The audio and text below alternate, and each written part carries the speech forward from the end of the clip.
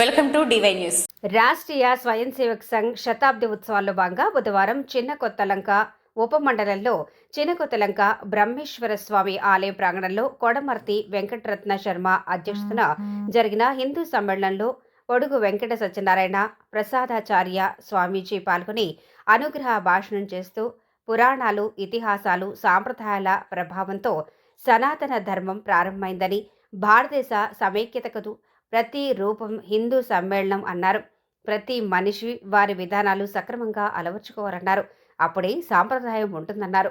ముఖ్య అతిథి శ్రీకంఠం ప్రభాకర్ రావు గారు మాట్లాడుతూ సనాతన ధర్మం ప్రతి ఒక్కరూ పాటించాలన్నారు. ఆర్ఎస్ఎస్ విభాగ్ కార్యకారిణి సభ్యులు నండూరి కృష్ణ మాట్లాడుతూ సమాజ పరివర్తన కోసం ఆర్ఎస్ఎస్ ప్రతిపాదన పంచ పరివర్తన అనగా సామాజిక సమరసత, కుటుంబ ప్రబోధన్, పర్యావరణ పరిరక్షణ, స్వదేశీ భావన, పౌర విధులు అనే 5 అంశాలను ప్రతి భారతీయుడు ఆచరణలో పెట్టాలని లక్ష్యంగా పెట్టుకుంది అని తెలిపారు. ఈ కార్యక్రమంలో పెన్మత్స గోపాలకృష్ణరాజు, శ్రీకంఠం ప్రభాకర్ రావు, పొత్తూరి మూర్తిరాజు, కొడమర్తి వెంకటరత్న శర్మ, గొలకోటి వెంకటరెడ్డి, కుచ్చర్లపాటి వీరభద్రరాజు, ఎస్ఎస్ఎఫ్ ముమ్మిడివరం ఖండ ధర్మ ప్రచారక్ బొంతు కనకారావు, పితాని రామచంద్రరావు, నంజాల నరసింహస్వామి, ఏలూరి రాంబాబు, పొత్తూరి సత్యనారాయణరాజు, యనమదల అనూష, పొత్తూరి బాలత్రిపుర సుందరి, సవరపు లక్ష్మి, గేదెల వీరస్వామి నాయుడు, బొక్క లక్ష్మీనారాయణ, రెడ్డి రామకృష్ణ తదితరులు పాల్గొన్నారు. సమాజంలో హిందూ సమ్మేళనం అంటే స్వామీజీలో పెద్ద పెద్ద వక్తలో మాట్లాడటం కాదు. ప్రతి గృహిణి కూడా గలం విప్పాలి, మాతృశక్తి చైతన్యవంతం అవ్వాలి, మనల్ని చెయ్యాలి. ఎందుకంటే ఇంటికి దీపం ఎవరండి? కాబట్టి ఆ ఇల్లాలు తలుచుకుంటేనే ఎటువంటి మార్పు అయినా, మార్పు తీసుకురావాలని వక్తలందరూ చెప్తారు. కానీ ఆ మార్పుని తీసుకురావడానికి ముందు ఎవరు కృషి చేయాలి? కాబట్టి అటువంటి మాతృమూర్తుల నుండి ఒక ఉషా గారు వేదిక మీదకి ఇచ్చేస్తున్నారు. వారి యొక్క సందేశాన్ని కూడా స్వీకరిద్దాం.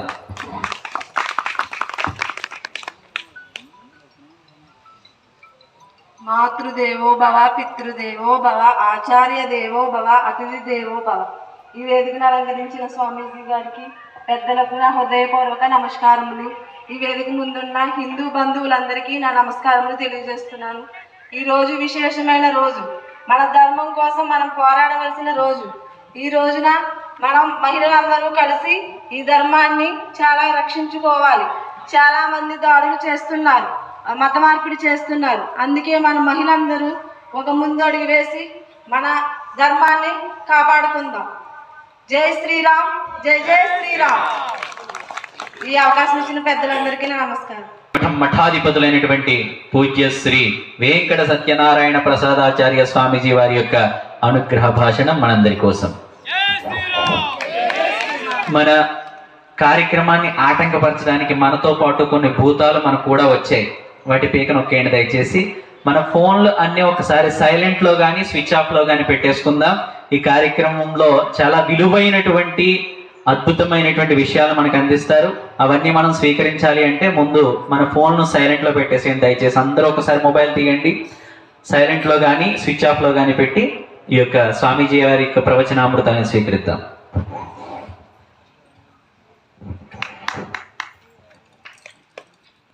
జై శ్రీరామ్, జై శ్రీరామ్, జై శ్రీరామ్. లక్ష్మీనాథ సమారంభాం నాథయామున మధ్యమా అస్మదాచార్య పర్యంత. పవిత్రమైనటువంటి మార్గశీర్ష రామ జన్మభూమి మనందరికీ తెలిసినటువంటి ఒక ప్రధానమైనటువంటి విషయం. కానీ ఆర్ఎస్ఎస్ చేసేటువంటి ప్రధానమైనటువంటి పని ఏమిటంటే, ఈ దేశంలో ఉండేటువంటి ప్రతి వాళ్ళని కూడా దేశభక్తులుగా తయారు చేయడం ఆర్ఎస్ఎస్ యొక్క ప్రధానమైనటువంటి విషయం.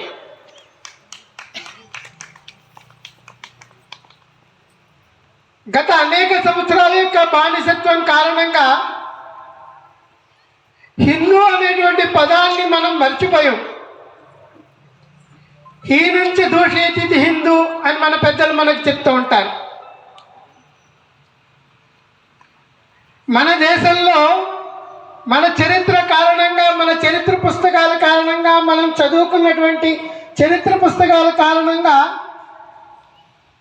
హిందుత్వాన్ని ఒక ఆచరణాయుక్తమైనటువంటి పదార్థంగా కాకుండా ఎవరో ఒకళ్ళకి కొంతమందికి సంబంధించినటువంటి దానిగా మనం ప్రయత్నం చేస్తాం.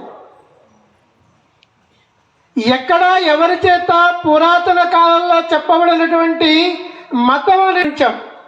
హిందూ మతము హిందూ మతము హిందూ మతము అని అనుకున్నాం. హిందూ మతం అనేటువంటిది ఎక్కడ లేదు అసలు. ఏ పురాణ చరిత్ర చూసినప్పటికీ సనాతన ధర్మము అని చెప్పబడింది తప్ప హిందూ మతము అనేటువంటిది ఎక్కడా చెప్పబడలేదు. పూజ్య స్వామి వివేకానందుల వారు కూడా సనాతన ధర్మము అనే పదం వాడారంతవారు. కాబట్టి హిందూ ధర్మాన్ని ఇందాక స్వామీజీ మాట్లాడుతూ చెప్పారు, హిందూ ధర్మానికి స్వరూపం ఏమిటి అని. హిందూ ధర్మానికి స్వరూపం ఏమిటి అంటే మన హిందుత్వంలో ఉండేటువంటి అనేక భావనలు ఏవైతే ఉన్నాయో, హిందువులకు సంబంధించినటువంటి ఆచార వ్యవహారాలు ఏవైతే ఉన్నాయో, కాలానుగుణమైనటువంటి మార్పుల్ని స్వీకరించేటువంటి మనస్తత్వం ఏదైతే ఉందో అది హిందుత్వంగా చెప్పబడింది. ఎవరో చెప్పారు ఏదో చేసేటటువంటిది కాకుండా ఇంతకాలానికి హిందుత్వాన్ని నిలబడటానికి ప్రధానమైనటువంటి ఆర్ఎస్ఎస్ చెప్పేటువంటి ఆర్ఎస్ఎస్ ఈ 100 సంవత్సరాల యొక్క ప్రయాణంలో చేసేటువంటి పనుల తర్వాత ఒక 5 లక్ష్యాలను మన ముందు నిర్వహణ చేయమని చెప్పింది. కేవలం సిద్ధాంతాల గురించి ఉపన్యాసాలు ఇవ్వడం కాకుండా సిద్ధాంతాల గురించి నిలబడి ఆచరించేటువంటి విషయం ఏదైతే ఉందో అది నిజమైనటువంటి సిద్ధాంతం అవుతుంది ఎవరికైనప్పటికీ. ఆ మతం యొక్క ముసుగులో అనేక రకాలైనటువంటి దుష్కర్మలు కూడా మనం ఈరోజు చూస్తున్నాం. హిందుత్వంలో లేనటువంటి అనేక విషయాలు మన ముందు పెట్టారు. మన దగ్గర ఎక్కడా కూడా దేంట్లో కూడా భగవద్గీత కావచ్చు, రామాయణం కావచ్చు, భాగవతం కావచ్చు, అంతకు ముందు ఉన్నటువంటి వేదాలు కావచ్చు, ఉపనిషత్తులు కావచ్చు, ఎక్కడ కులం గురించి చెప్పబడలేదు.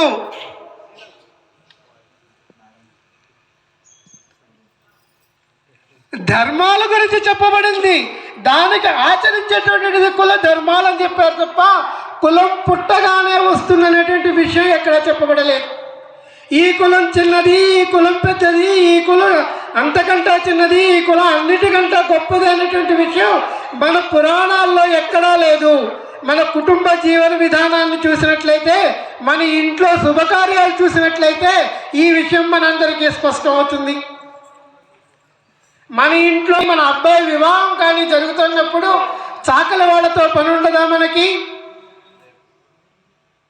కుమ్మరి వాళ్ళతో పని ఉండదా మనకి? మన రైతులతో పని ఉండదా మనకి? ఎవరితో పని లేకుండా మన ఇంట్లో శుభకార్యం జరుగుతుంది. కానీ కులాల మధ్య అంతరాలు లేవు. కులాల యొక్క సామూహికత మాత్రమే హిందుత్వం అని చెప్పబడింది. అందుకనే రాష్ట్రీయ స్వయం సేవక సంఘం సామాజిక సమరస్త అనేటువంటి ఒక కార్యక్రమాన్ని నిర్వహణ చేస్తుంది. అనేక రకాలైనటువంటి వాళ్ళని దాంట్లో ఉంటున్నటువంటి ప్రధానమైనటువంటి భూమి పోషిస్తుంది. దాన్ని ఏం చేస్తారా? రెండో రకమైనటువంటిది మనం చూసినట్లయితే పర్యావరణం ఈ రోజు ఎంత కలుషితమైపోయిందో మనందరికీ తెలుస్తుంది. పర్యావరణం కలుషితం అవడానికి కారణం ఎవరు? కేవలం ఫ్యాక్టరీలో ఇవో అవో మాత్రమే కాదు, సామాన్యమైనటువంటి మనుషుడు కూడా పర్యావరణాన్ని కలుషితం చేయడానికి కారణమవుతుంది. ఈరోజు ఢిల్లీలో చూసినట్లయితే, హైదరాబాద్లో చూసినట్లయితే, కలకత్తాలో చూసినట్లయితే మనుషులు జీవించడానికి కావలసినటువంటి గాలిని కూడా కొనుక్కుంటున్నాం ఈరోజు మనం. వచ్చేటువంటి ప్రతిరోజు మనం వాడుకునేటువంటి నీళ్ళని కూడా ఆర్ఓ ప్లాంట్ దగ్గర నుంచి తీసుకుని మనం తాగుతున్నాం ఈరోజు. ఎందుకు వచ్చింది ఈ దుర్గతి మనకి? ఎక్కడో అనేక ఫ్యాక్టరీలో అనేక విషయాల్లో కలుషితం చేస్తున్నట్లయితే మన ఊళ్ళో మన దగ్గర ఉండేటువంటి పవిత్రమైనటువంటి గంగ ప్రవహించే చోటు కూడా మనం ఈ రోజు నీళ్లు కొనుక్కుని తాగుతున్నామంటే కారణం ఎవరిది? కాబట్టి పర్యావరణాన్ని పరిరక్షించాలని చెప్పి రాష్ట్రీయ స్వయం సేవక సంఘం పర్యావరణం గురించి కూడా ఒక ఆలోచన చేస్తోంది. పర్యావరణం అంటే ఏమిటి అసలు? గాలి, నీరు, ఆకాశం, భూమి. మనకి తెలియకుండా మనం చేసేటువంటి అనేక తప్పులు మనం చేస్తున్నాం. ప్లాస్టిక్ని వాడకూడదు అని చెప్తున్నాం. మీకు ఈ వీడియో నచ్చినట్లయితే లైక్ చేయండి, షేర్ చేయండి. ముందుగా కింద ఉన్న సబ్స్క్రైబ్ బటన్ పై క్లిక్ చేయండి. ఎల్లప్పుడూ అప్డేట్ సమాచారాన్ని పొందండి.